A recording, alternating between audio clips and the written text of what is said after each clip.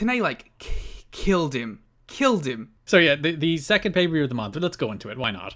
The NWA-TNA pay-per-view number 8, January 15th, 2003. That show opened with a sit-down interview between Mike Tenay and Vince Russo. It was about 6 minutes, where they talked all about what the role of a wrestling writer is. Vince Russo talked about his philosophy toward pro wrestling. They talked about David Arquette winning the WCW World title. And like, as you mentioned, Tenay massacred him. Because by all accounts, this segment was set up as a shoot, where it's like Mike Tenay will actually interview Vince Russo. So Mike Tenay did all this research and preparation. They sat down. He did the interview where Russo was just not prepared for all the questions Mike Tenay had, and Russo fell flat in his face and looked like an idiot.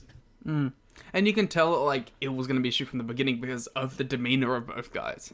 They do not like each other. Like, that's, by all accounts, they are working here, because the story is that they're playing that natural tension they have against each other. But like, that is natural tension. These men do not like each other.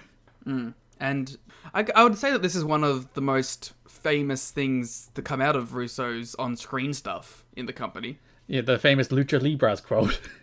Just Lucha Libres, go to Japan. That has to be added to the intro. We'll add the Lucha Libres to the intro. I might have to bump something, because we're running up close toward the amount you can actually squeeze into the intro, but I'll make it work. We'll have to add some more. We'll have to add more song. I can't extend the intro. I can't extend the opening track, but then that would require me to re-download it. But either way, I guess that's worth doing.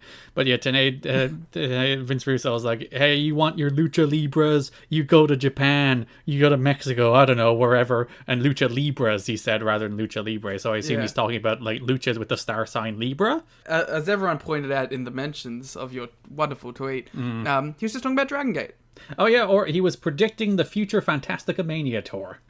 Yeah, so...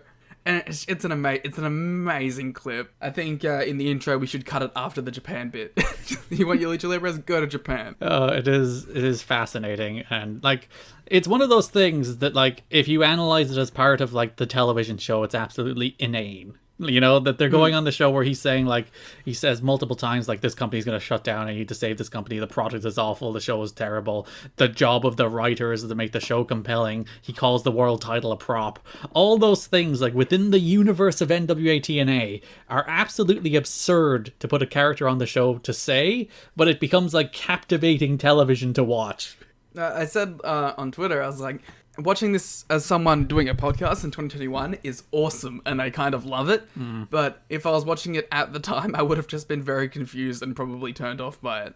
Yeah, so the big moment is where Mike Tenay raises the David Arquette thing. It's like, well, how can you justify putting the World Championship on David Arquette? And then Mike Tenay, Vince Russo responds, like, his justification for it is, oh, they got the front page of USA Today, which we never did. He doesn't even say the front page. He just says it's in the USA Today. Yeah, which, like, you can get coverage in USA Today. You can ask yourself the question, is it good coverage? Then you can ask yourself the question, well, as Mike Tenay follows it up, like, the ratings didn't improve because of it, so it doesn't even fucking matter. Yeah, so the actual numbers from May 1st, 2001, which was, I believe, the Nitro after we won the belt, were 7.4 to 2.46, which was the second highest rating in Raw history, and should be noted that was nearly 8 months after Russo had left the company, and it was also the biggest differential between Raw and Nitro in the 6-year history of the Monday Night Wars. On top of that, Arquette's next title defense on pay-per-view drew the lowest buy rate in the history of WCW. So... See, that's the problem, right? I can't see... How can you be so into your own shit that seeing numbers like that and it doesn't make you question your choices? Because he doesn't like wrestling. It really just comes down to that. That's fair, but like, how do you how do you look at those numbers and go, oh, well, my vision of what this thing is right still, you know? Like, this is like my call completely, and it's what I think is a good idea, and then it clearly wasn't a good idea because it didn't pay off in any measurable fact. And it's like, how can you look at that and still go, my ideas are correct? Because at the end of the day, people are always like, Vince Russo is a story guy, not a wrestling guy, and he's not. Like, the thing Vince Russo does, above all else, like, the thing he prioritizes is, can he get your attention in a single moment? Like, that's all he cares about. And there's not, like, that's not an entirely, like, ridiculous philosophy toward wrestling. Like, in theory, trying to get the attention of the audience in any given moment is a good idea. But Russo's way of doing that is just shock. all he can do is shock you, so that you pay attention. You might get he might get attention from him, and that's all he wants. He just wants the shock, which is the reason his justification for it is, oh well, we got covered in USA Today. That's it. Did it make money? Did people watch? No. Did it get attention? Yes. Therefore, it's successful. You got attention for one day. And the wrong kind of attention. Most people laughing at it and burying it, and look how ridiculous that this B-tier actor has become world heavyweight champion in wrestling. Because that's the thing as well, like, it's David Arquette, who is having like a small little moment for himself, coming off Ready to Rumble. Obviously, not that really, but coming off Scream mostly.